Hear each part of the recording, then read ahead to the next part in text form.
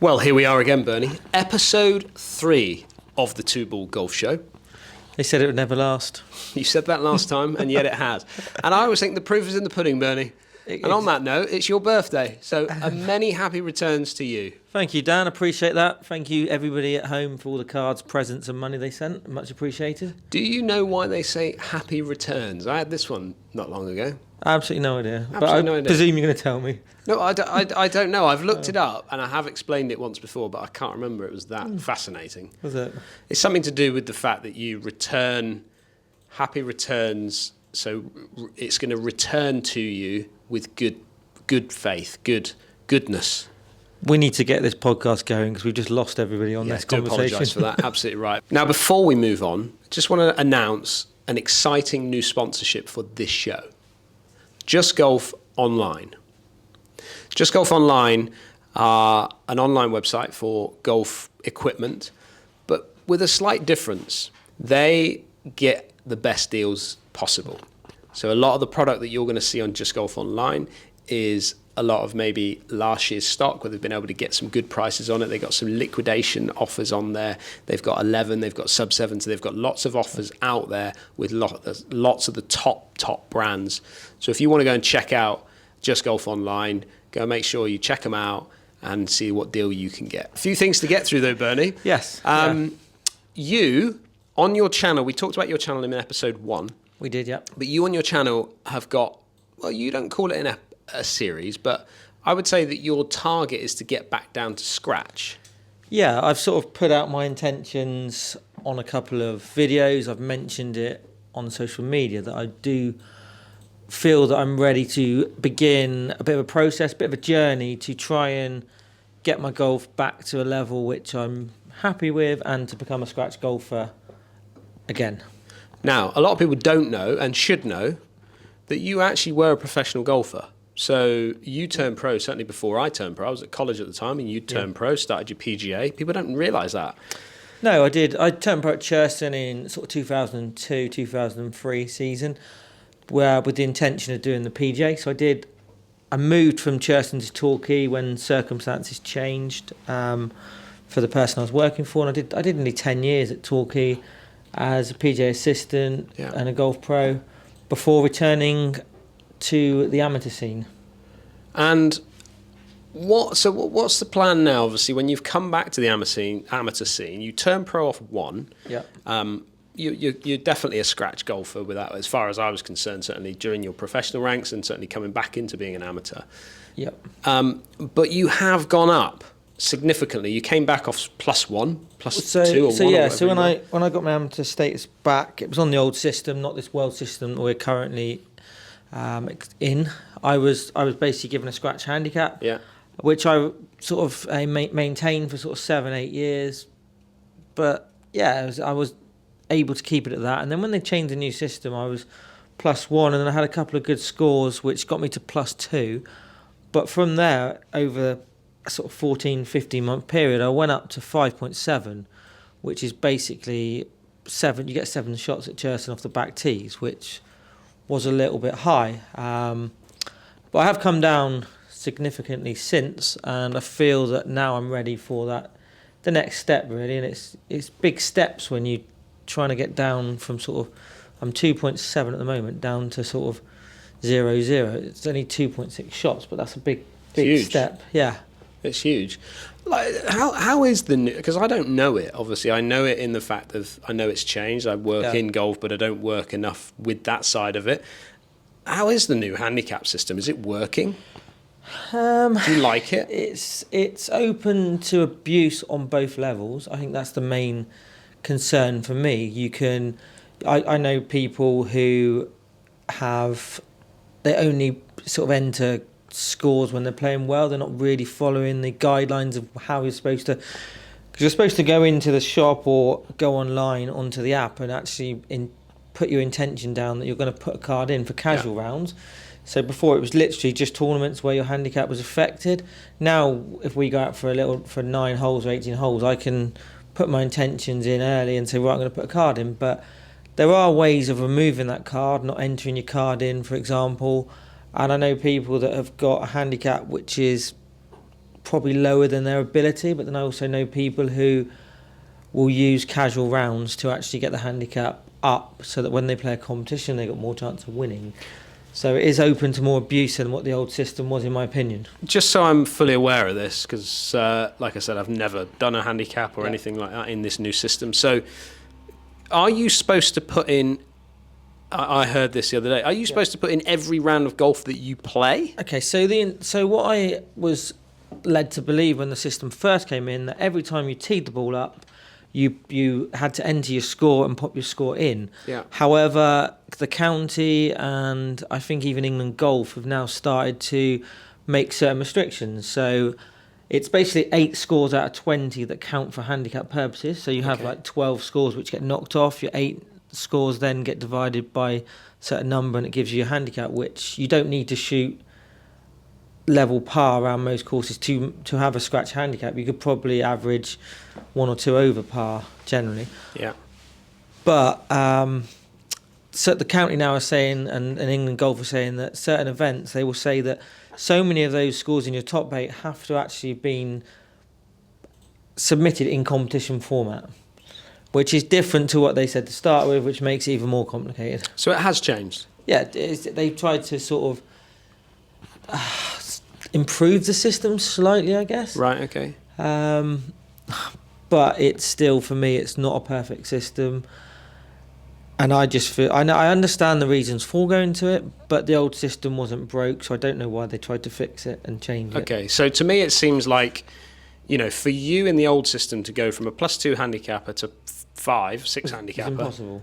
Well, I mean, it would have taken you rounds of golf, it would have taken you years competition to probably do that. Whereas now you can, your handicap does fluctuate a lot, and it's almost to the point where people are, you know, we used to chase people down, or the secretaries of golf clubs down, to say, come on, get my score, get my card in, put my score through the system so I know what my new handicap is. Because there was always an opportunity, if you'd played well and got cut, you had to cut yourself, but then you didn't know what to cut yourself to, because obviously there was standard scratch and competition standard scratches and all that sort of thing going on. So you had to cut yourself. If you didn't cut yourself properly, you got disqualified, which was, I always felt was a really bad system. Yeah. But it doesn't seem, I mean, is it an automatic move now? Yeah, so the new system, once your score's submitted, it goes almost instantly onto your playing records, and then from sort of 12 o'clock till 6 o'clock, I'm not exactly sure the exact time scale, I think it's near 6 o'clock in the morning, your handicap will get updated. So it's updated as soon as you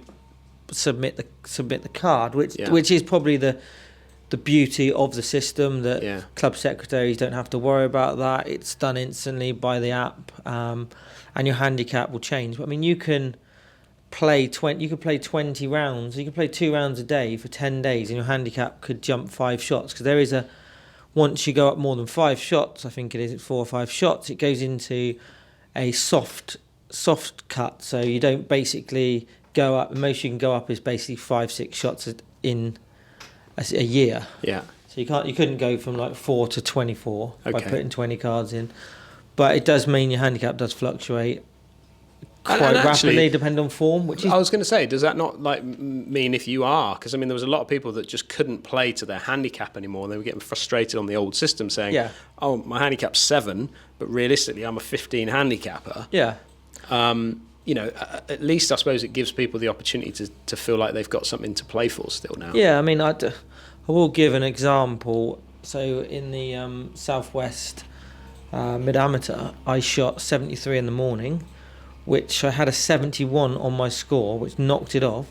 So my handicap went up in the morning, and I shot 69 in the afternoon, which knocked off a 72. So I came down, but I remained on the same handicap through after that competition, which really, when you win an event, you should feel like you should reduce it. Normally I'd have reduced that by, with the standard scratch, probably a good shot off my handicap. So it's a bit it's tricky. Objective now though, get back down to scratch. Yeah. How is that going? Good, yeah. So I did 42 points, but it's don't know whether to complicate this matters more with stuff. So if you play off the back tees at Churston, you gain an extra 2 shots on your handicap, off my handicap. So I basically shot level par which was 42 points. I get 4 plus the 2 was 6, so I shot 42 points.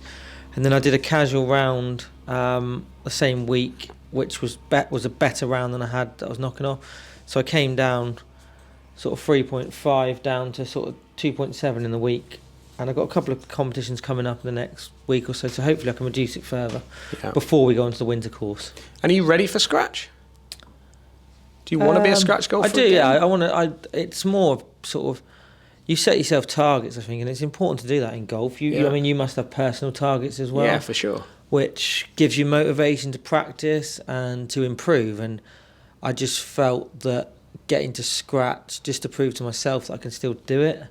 I know I can shoot scores under par, so getting to scratch will just be, it'll be the icing on the cake for a good sort of 14, 15 months of golf. Yeah. Where I feel like I'm getting back to a level that I want to play at to enhance enjoyment for me. Okay. So what I mean by that, though, is that I know you're a competitive individual. You enjoy playing in competitions.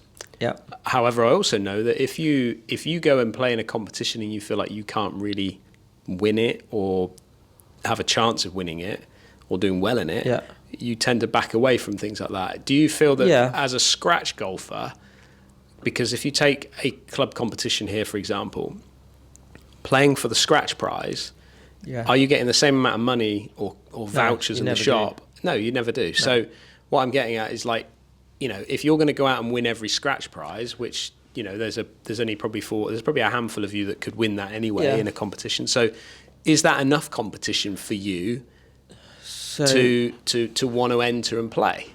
So I guess I've never been one for, if you win a prize or a monetary value, it's not really ever bothered me. That's just a bonus. My aim when I came back to Chester was get my name on the board, trophies, as many times as I can, whether that be scratch or handicap.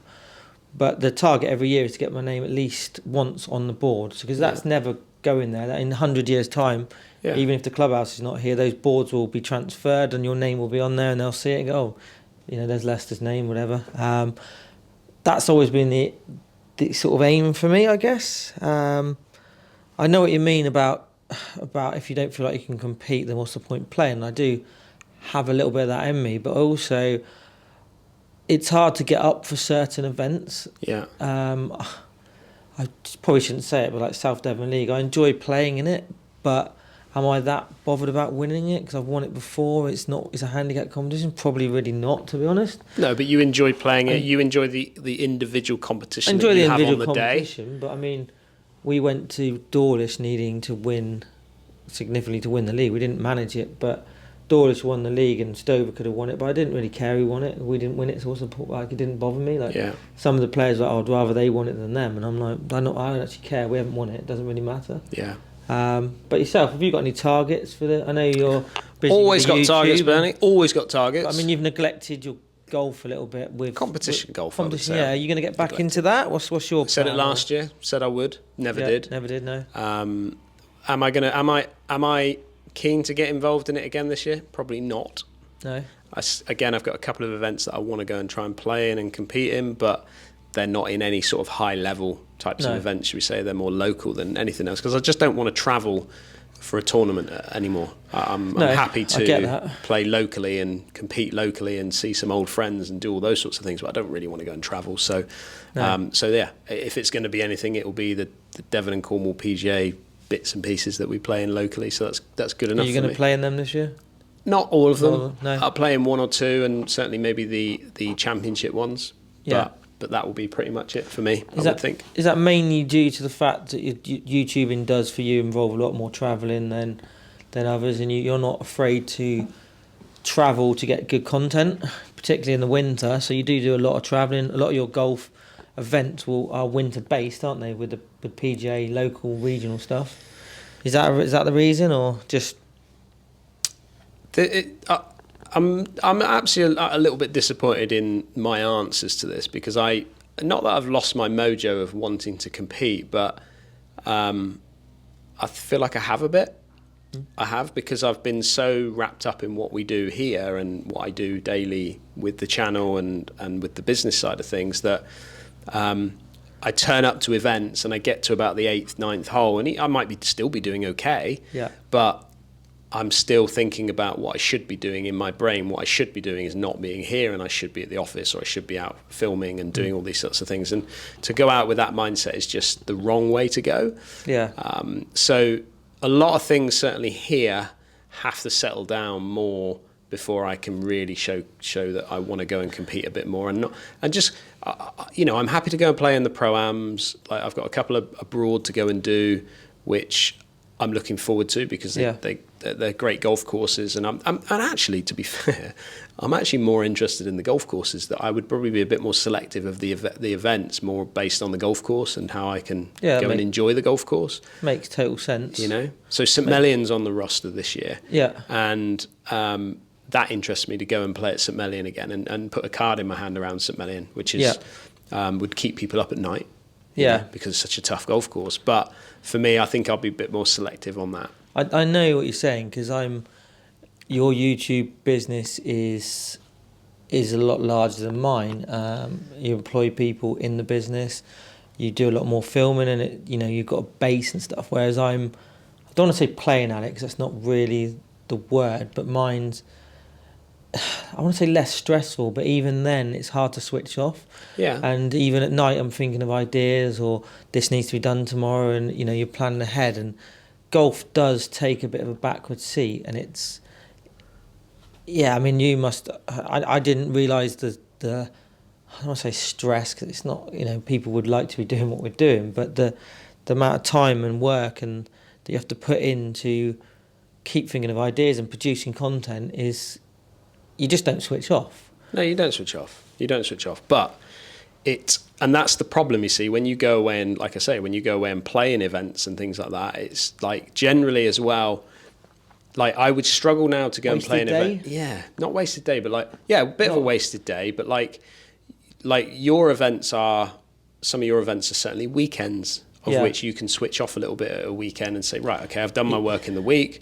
I can switch off and play and have fun in the weekends. I mean, you say that. I spent last Saturday editing a video. I didn't even play. The weather was bad, which is good. You get the flexibility that, as an amateur, so I play Wednesday mornings early and Saturday mornings early, so I'm done mid-morning. But you don't get that option when you're a pro, do you? No, you don't. You're told your time. If you play in a pro-am, and people are probably not aware of it, you finish top 3 either in the individual or the team. You have to stay around. So you could have the 8:00 tee time. They're not always local. You might have a couple hour drive, or even up to sort of 3-4 hours. I know one of them's in Wales, isn't it? That Paul played in. It's like 4-hour drive. Yeah. You have to you play your golf, which takes longer. You hang around all day for prize giving, and then you drive home. Yeah. It could be a 17-18 hour day. And if I'm honest, and I know Paul's had this conversation with the region about it, I don't play in events. I don't play in bigger events like that further away, because I don't want to. I might have a little purple day and play well and win something. Yeah. I've not got time to be sat there waiting around all day, waiting for prize giving. So that's probably one of the main reasons I don't enter events. And I would say that's a number of pros are like that. Don't enter events because of those commitments that you have to show to the PGA on it. But I would say my goals are still the same every year. I still want to do well in the Devon PGA Order of Merit, a PGA Championship, which is only on one day, which is great. That's another trophy that I want to try and get. But I think it's important to stay competitive when you're filming and when you're doing the YouTube journey, because I just think it's important, because you get the respect of people as well. But I think you can. I think you can put yourself under some little bits of pressure if you want to. Yes, it's more relaxed, as in the golfing element is more relaxed. The filming bit is a bit more stressful. But I think you can put yourself under, you can try out different types of shots, which I actually really like. And I feel like I've become a better golfer because of YouTube. It's allowed me to be able to experiment with my game, whereas instead of me going from competition to competition to competition where you're in scoring mode, I can be out of scoring mode and test my game a little bit more around tough golf courses by being a bit more experimental with certain shots. So that helps me. So do you find then, when you're filming, if you're playing like a competitive match, say you're doing the break par series, do you find, and against something like playing a scramble with friends in a more friendly environment, that the content, and it's a different type of content, but there's more banter flowing when it's less pressure? because I'm finding that as well. I've sort of gone away now from, I was playing sort of matches against people, stroke play, 9-hole stroke play, into let's play an American foursome, so you play as a bit of a team. Yeah. And I find the content, it's different content, but it relaxes the people a little bit more, especially the first time in front of a camera. Do you find that? Yeah, for sure. Yeah, I feel like it. I mean, whenever you're filming something, you're always thinking about what the audience want, and even though we're doing a break pass series, there's entertaining value from it, not just from banter, but from what people can learn. Because people come to YouTube they either want to learn something generally. So if I want to go and build a shed, I'm going to go on YouTube and figure out how to build a shed. Yeah. But if I want to hit a certain type of golf shot, I might go to YouTube and look at that, or certainly people will. So when we're doing this break pass series stuff, that's a bit more, it's important to shoot a decent score or put a score together. There's ways in which you can entertain people from showcasing not just your skill set, but your knowledge of how to do certain things. And that's why it's great having the type of players that we've had on the break pass series, because they've all got great knowledge. They know how to play certain shots, and people can take something from that. It doesn't have to always be banter.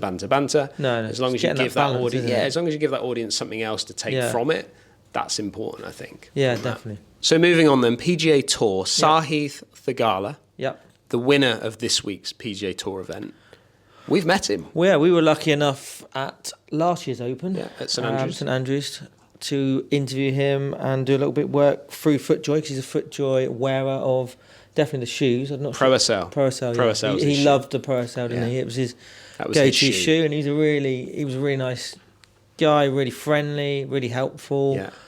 Yeah. One of the new breed of golfers coming through, Yeah. who is social media and camera friendly, I'd say, is probably the best way to describe him. They brought up with the generation below us who have been brought up in this world, who are very good in front of the camera. Yeah.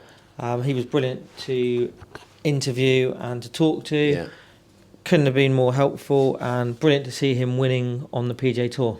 Now, he is somebody that I think wears his emotions very much on his sleeve.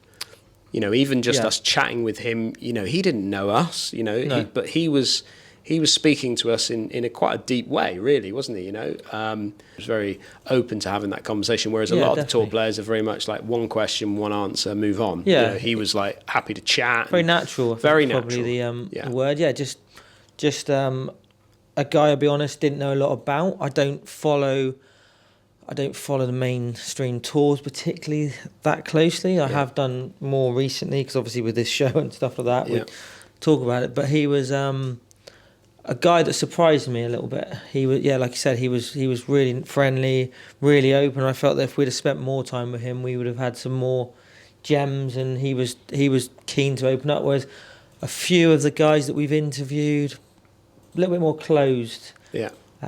Which is different characters, different people, I guess. But he was, I'm just delighted. If I wanted anyone to win, him winning was good, was brilliant for golf, and also for him personally, I'm pleased for him. Now, I watched him on the full swing in one of the episodes there. He was very much a part of that, and again, you look about his background and where he's kind of come from, and his parents, certainly Indian parents. Yeah. So to see him, like you said, come through. And it's people like him that really do help grow the game in areas of the world that we've never been to, that can really showcase what kids can do and coming up through the ranks. So I think it's a win for golf when people like Sahith win on tour. The more diversity and different winners we get from different parts of the world on different tours is probably the main way to grow golf, isn't it? I mean, they see him himself, or even like a Polish golfer coming through. Adrian Moronk. Moronk coming through. That suddenly then other Polish people who get, golf looks cool, like he's a winner, we could get in there. And then obviously the countries will invest money in golf, won't they? We saw what happened in France, with going to Le Golf National and the training facilities and the facilities that they now have at that particular venue, and how in the next 5, 10, 15 years, how there's going to be more and more French golfers who go through that process who are going to be competing at the top of the game. Yeah, and it's great for golf. And talking about golf and talking about, let's say, the flagship event that's just gone on the DP World Tour, the BMW event at Wentworth, PGA Championships at Wentworth, to see the amount of Ryder Cup players that came up through that were, number one, all the Ryder Cup players made the cut. So that's a result. A couple of them on the number, but made the cut, and then all of them doing well. And you could see there, certainly in the last sort of part of the leaderboard, top 10 players, your Tyrrell Hattons, your John Rams, people like that, Victor Hovland right there, Rory McIlroy come hurtling through the pack. Coming into a bit of form, which is good. Cool, yeah. Just there or thereabouts. But to see Ryan Fox come hurtling through with a triple. So he had a triple on like the third hole, made a 7 up the par 4 up the hill. And then shot a shot 8 under coming in after that. So pretty tidy. I mean, I've met him a couple of times when I was, with Strixon, with Ian Steele, who's the Strixon tour manager. He came into the tour van. And really friendly guy, really chatty, top guy. And he's played here. Yeah, he did a sort of exhibition match. Ian brought him down here, must be a couple of years ago. Which was great for the members to see him play. And he hits it miles, by the way, absolutely miles. But he's been sort of, last couple of years, been up there as one of the best players, definitely in Europe on the DP World Tour. And he would have won the Order of Merit a couple of years ago if it wasn't for how weighted it was on World Championship events and majors. Brilliant for him to win the flagship event on the European soil, which is brilliant. And I think I got a funny feeling it might put him up to certainly maybe even top the Order of Merit now for the DP World Tour, I think. I know that was a target of his, so that's brilliant if he has. I mean, I haven't seen that yet. Look at those rankings. Brilliant. Again, for New Zealand, another country, New Zealand, which is going. I know they've had some good players like Frank Nobilo in the past, but it's going to help again grow golf in New Zealand. Absolutely right. And one thing that I saw that he was very excited about at the end of the tournament there, and certainly just as he going into the prize game, was he mentioned to his caddy how that gets him back into the Masters for next year. Was that top 50 in the world? You need to be top 50 in the world. Yeah, so that's brilliant as well. So I mean, the repercussions of winning events and playing well, it can change your life. It can change your season, can't it? So next year now, in the Masters, he could rock up and win that, couldn't he? He could suddenly become a major champion. Which would obviously going to be his next step, probably on his career, to try and lift a major and elevate himself further. So we've talked a little bit about myself and what I've been up to, but obviously you're one of the main part of this double act. So what have you been up to? I know you had a little bit of a time away. Time out. Yeah. So what did you do? Why did you feel that necessary? I took a bit of time out because I was looking at the analytics of the channel. There was a lot of things going on in the background with not just the YouTube side of things. We had wanting this to get off the ground and get this going. I've started up my own podcast as well, which I'm really excited about, Behind Golf with Me, which the idea of that is to interview people who I spend time with. So everybody's got a story as to what they do in golf, and it's Behind Golf with Me, which hopefully, it won't. Don't get me wrong, it's not a podcast that's going to get out to the masses and it's not going to excite everybody, but I think there's some amazing stories out there with golf. Definitely. And how people have made their journeys along the way in golf, and there's so much that we can all learn from that. So that's the beauty of golf, isn't it?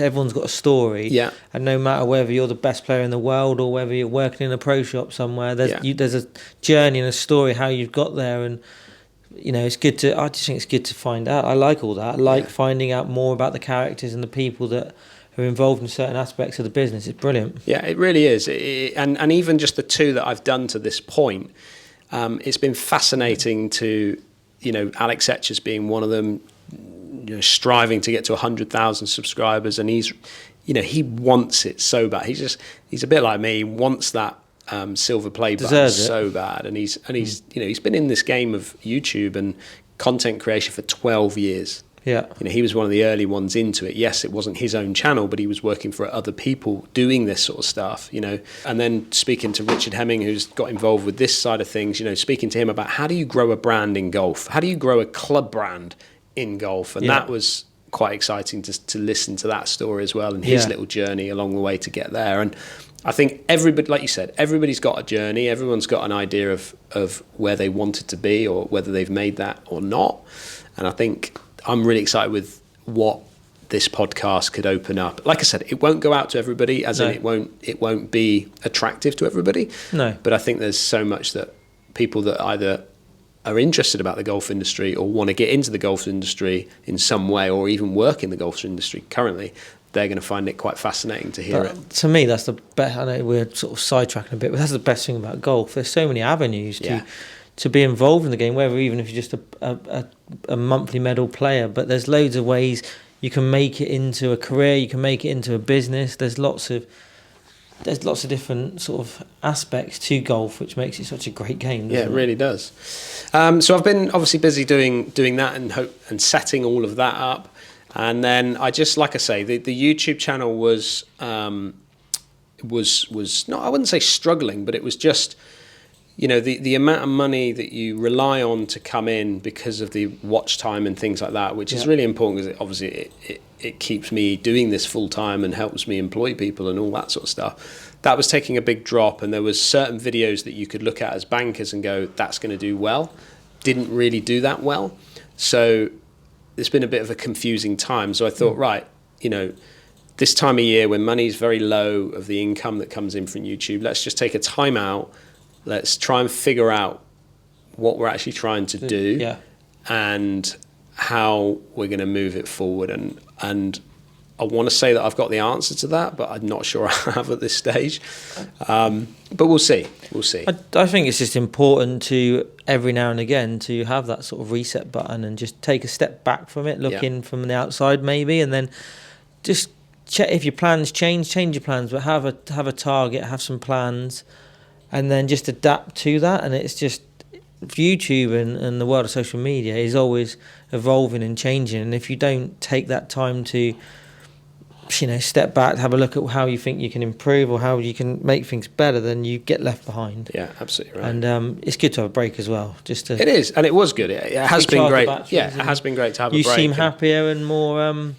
What's the word? I don't know. Yeah, slightly more positive. Slightly more saying positive. You're a negative because you're not a negative person, but I just see that. You've got your what's the word? Got your buzz back. Got my buzz back. I've got a buzz. Yeah. But even though I have been away, we've actually been away, haven't we? Because we went over to the Golf National in Paris and did an amazing little Ryder Cup series. Thank you for the opportunity to go and play that golf course. Oh, what a golf course that is, by the way. If you haven't played it, then it needs to be on the bucket list. And there's videos coming out on Ryder Cup week, so it'll be Monday, Tuesday, Wednesday. What a golf course. I absolutely loved it. They could not have been more accommodating and friendly. Yeah. And the golf course is world class. It's one of the best I've played. Yeah. So difficult. So difficult. Now this bit here is going to be for video only. Yeah. Because they've now arrived. The Ryder Cup head covers that Johnny and Jordan helped design and put together, and then Jordan had them put together, and they've now just arrived just in time for the Ryder Cup. Yep. I don't know which one you wanted. Were you after the driver? I think I'm going to go for a fairway because well, that's your now fairway. They're slightly cheaper, so well then I want to save a few quid. Brucey bonus for you, isn't it? So that's your Thank fairway. you very much. That is brilliant. Thank you. These have been made up, and these will go onto the DHG shop. Yep. Really good quality, aren't they? I like them. The quality of them is absolutely colours fantastic. are nice. Yeah, it's got obviously the D, it's got the US and Europe flags on there, and they will be going live. Well, in fact, they'll be live by the time you listen or watch this video. These will be live. So I think there's about 45, let's say 45 available for both. It's a one-time only. We're going to be doing these special runs, which Jordan's desperately been keen to start doing. Yeah. So. These are going to come out in the boys shop. Boys have done a very good job on them. They have. Well, that's it. I think we've rabbited on enough for today, Bernie. Yeah. Anything else that you want to report? for the Two Ball Golf Show? No, I think we've entertained the masses enough today. Is that right? And they will be looking forward to the next episode if it goes on. If it continues. Because it's all good things have got to come to an end. And well, I'm pretty sure the Two Ball Golf Show is going to continue for some time yet. All right. Good news. Well, on that note, we will close down the Two Ball Golf Show. This is episode 3, and we are checking out. Thanks for listening.